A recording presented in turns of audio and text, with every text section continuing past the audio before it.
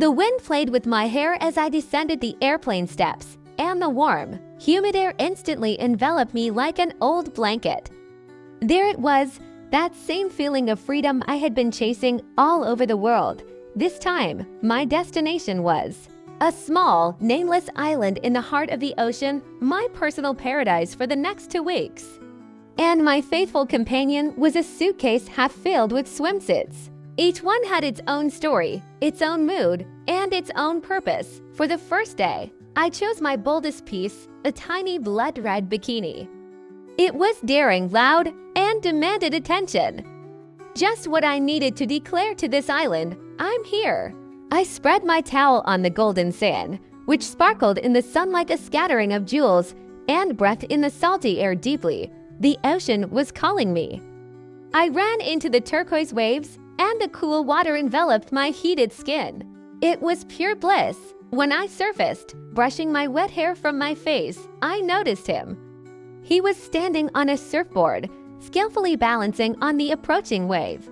His body was lean and tanned, and his hair was bleached by the sun to light strands. For a moment, our eyes met across the water. I smiled slightly and dove back under, feeling a pleasant tingle of intrigue begin to tickle me from within. The next morning, I decided to treat myself to a little adventure.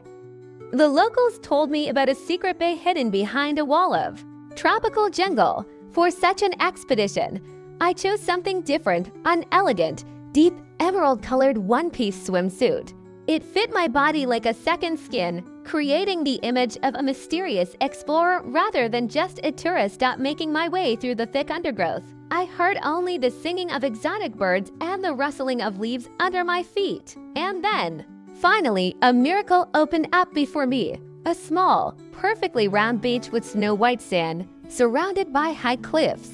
And there, on one of the boulders protruding from the water, he was sitting, the same surfer. This time he wasn't catching waves, but simply meditating with his eyes closed. I sat quietly on the sand, trying not to disturb him. When he opened his eyes, he wasn't surprised to see me. A warm, sincere smile appeared on his face, and he nodded as if we were old acquaintances. In the evening, a huge bonfire was lit on the main beach. The air was filled with the sounds of drums and laughter. It was the perfect occasion for my favorite swimsuit, black, embroidered with thousands of tiny silver sequins. In the light of the fire, it sparkled like a night sky full of stars.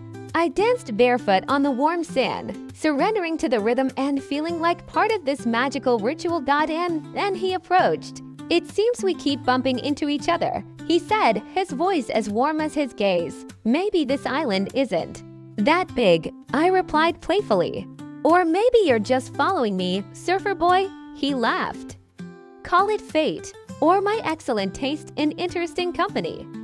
"I'm Alex, Kira," I introduced myself. We talked for what seemed like hours. Standing at the water's edge, he talked about his travels in search of the perfect wave, and I talked about my swimsuit collection, each piece of which was a ticket to a new adventure. Our conversations were light and witty, and with each passing minute, the tension between us grew, filled with the promise of something more. When the music stopped and people began to disperse, Alex took my hand. His touch was warm and confident. "The night is not over yet," he whispered, looking into my eyes, which reflected the glimmers of the dying fire. "How about a night swim? I promise, in this swimsuit, you'll outshine even the stars." I smiled. My vacation was just beginning, and I felt that the most exciting adventure was ahead of me.